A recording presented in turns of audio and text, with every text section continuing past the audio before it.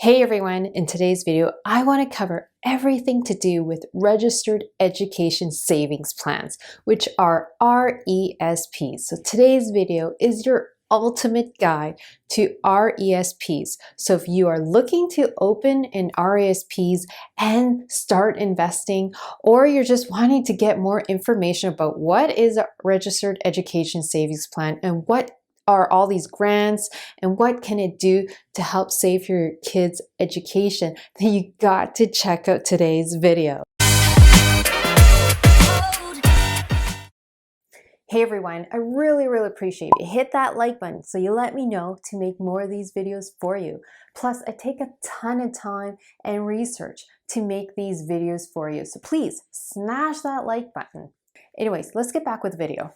So in today's video, I'm going to cover everything related to RESPs, like what are they? Also, I'll talk about how to invest it and give you a live example.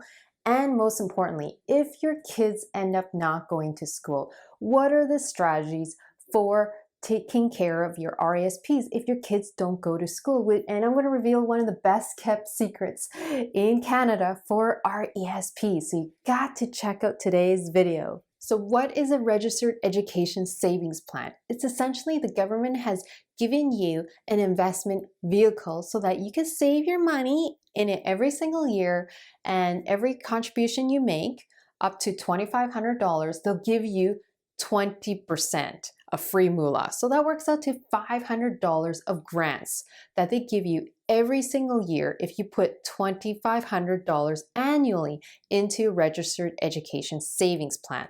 And on top of that, you can invest that money into guaranteed investment certificates or stocks or bonds so that you could grow the capital in the RESPs, because basically the government's telling you that the education cost for your child is going to be super expensive in the future. So that's why they've given you this type of investment vehicle so you could grow your moolah to save up for your kids' expensive tuition costs.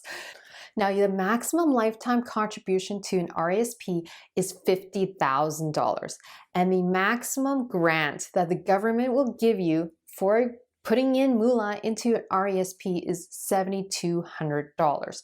Now, you're probably thinking, that doesn't really add up. How can I contribute up to $50,000 yet the government will only give me $7,200 of lifetime grants? Well, the way it works is that they're saying, hey, you're welcome to surpass the $36,000 approximately to get that $7,200 grant of our Registered Education Savings Plan. But hey, if you want to save up more, you're welcome to, and we will not penalize you as long as you don't exceed $50,000 of lifetime contributions to your RESPs, because we know that you want to invest your money into an RESP and defer taxes so that when your kid decides to use that money for tuition, they get taxed at their rate, which essentially is zero because they're going to be poor.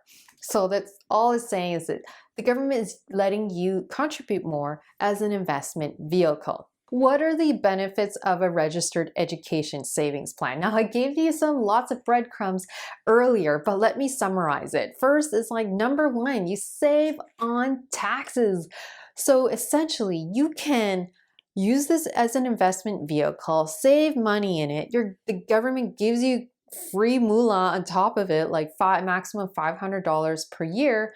And then when your child decides to go to school and then take that money out for tuition, it's going to be taxed at their tax rate, which is essentially like, I was a very poor student. I remember that. And I would say my taxes were essentially zero. So essentially your kid can get free money. So all that growth can be kept into the account, and then it will be taxed at their rate, which is essentially free. Second part is that the government is giving you free money. So you are essentially stuffing money into this education savings plan, and then the government's like, hey, we're going to give you $500 maximum per year as long as you contribute $2,500 per year into these RESPs. And we'll give you a maximum contribution of $7,200 in the total kid's lifetime before they're 18. So I'm like, yeah, free. Who doesn't like free moolah? Bring it on. And then the third part is that you can tax shelter the RESPs with growth. So what I mean by growth is that you use it as an investment vehicle. You can, buy index funds, you can buy bonds, you can buy guaranteed investment certificates, or you could be like me and actually buy awesome companies, which are stocks, and then use it to grow the money even more. And then that gets basically like sheltered in this registered education savings plan. Basically, you don't get taxed as it's growing in the account until your kid decides to use it for tuition. But again, like I said, the kid's going to be super poor when they go to school. So essentially they get free money, like they don't pay any taxes on that growth. Now, the fourth benefit is not like super tangible. It's more like I would say it's rewarding. I think it's good to be a role model to your children to show, hey, we're saving up money for your education, which is essentially saying you value education. And then I actually take it one step further. I actually show my kids how I've purchased stocks for them and how it's doing. And now they know that by saving money and then investing it right, it can grow, which is teaching the value of savings, value of saving money for education, valuing education, and thirdly, knowing that the money you save, you can invest it to grow even more. So essentially, it's a great example for your kids.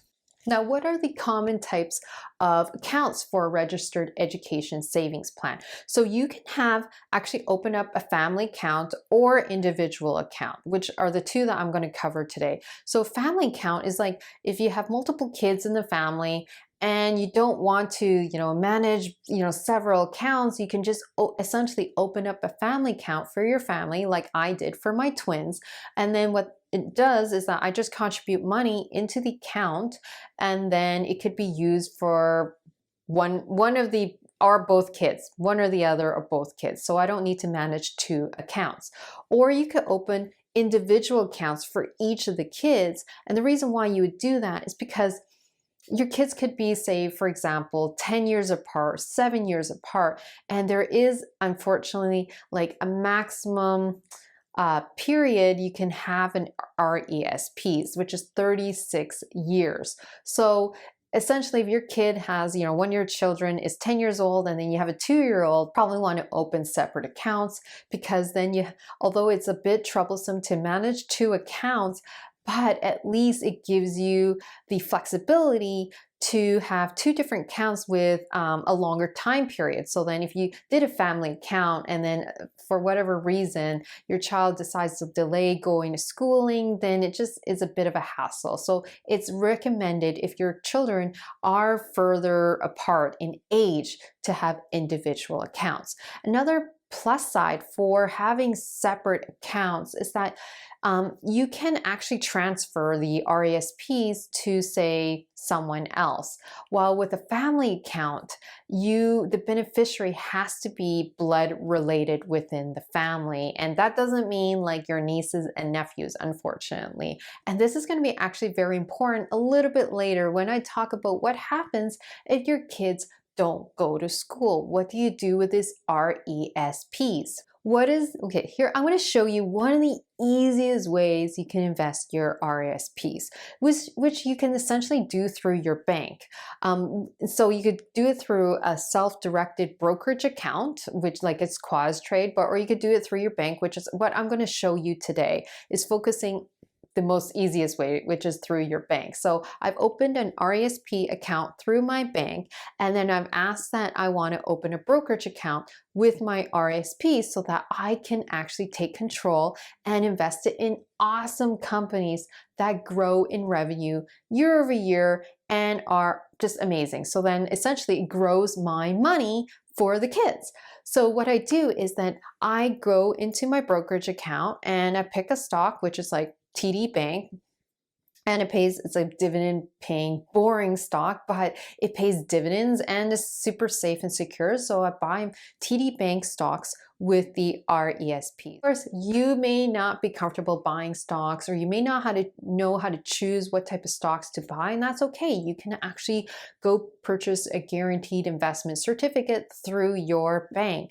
The only reason why I haven't done that, and I used to do that, but I realized that the returns were so low, it hardly beat inflation. So this is why I've been purchasing stocks, because I want the money to grow even more for my kids' education, because it's going to be super expensive in the future.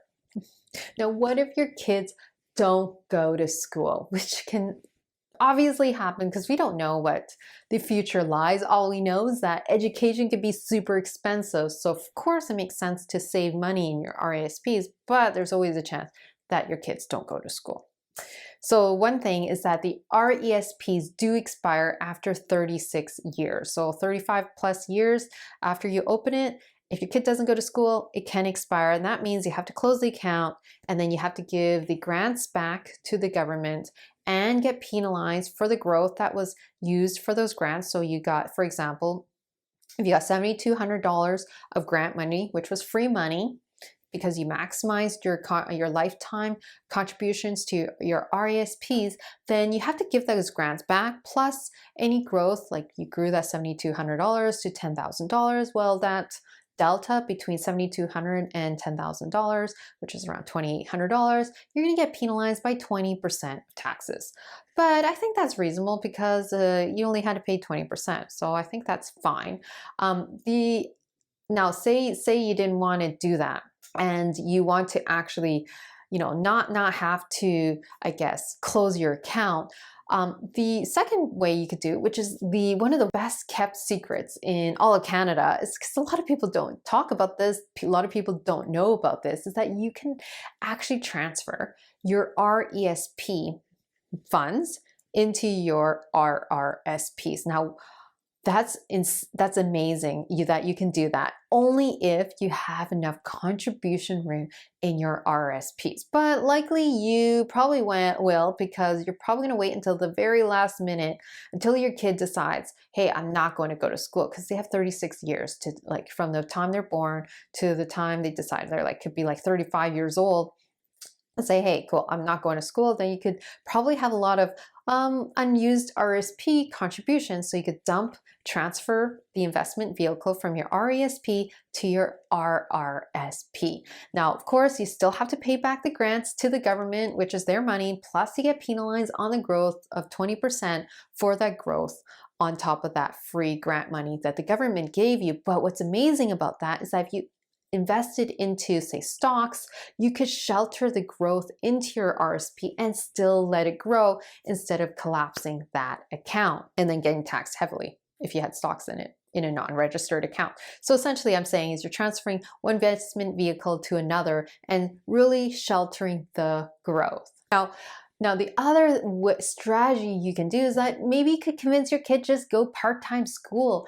I mean, they can go to they don't have to go to Canadian school. They could go to a non-Canadian school. And I think there's a list out there in CRA which says which schools are allowed, but then they don't have to go full-time. If they just take some classes part-time, you can still take that money out of your RESP. Now, of course, you're probably going to say, well, I saved a ton of money in your RESP, but my kid decides to go to part-time school. Now I have a ton of unused education money. So again, like I said, you could transfer to your RSP if you have enough contribution room, or you could, transfer to your TFSA too if you have enough TFSA room as well. But of course, with both strategies, you have to give back the grants and you have to pay the penalty for the grant money that grew at a tax penalty of 20%. So like I said, you could transfer to your TFSA or your RSP, or you could also just open up another RESP account for your grandchildren, because you're keeping the money, you're trying to build a legacy. I think that's a great thing. If you can open up an individual RESP account, say for your grandchildren, then all that unused RESP money could just be siphoned into another RESP money, say for your grandchildren. But that's assuming you have grandchildren, or you have a niece and nephew that wants to go to school. Everyone, I hope you found this video super helpful, because I did a ton of research on this. So please If you haven't subscribed to this channel, please hit the subscribe button and that bell notification button to get the latest and greatest videos coming to you on investing, on stocks, real estate, about growing your wealth and designing your ideal life and living your best life. And I'll see you in the next video.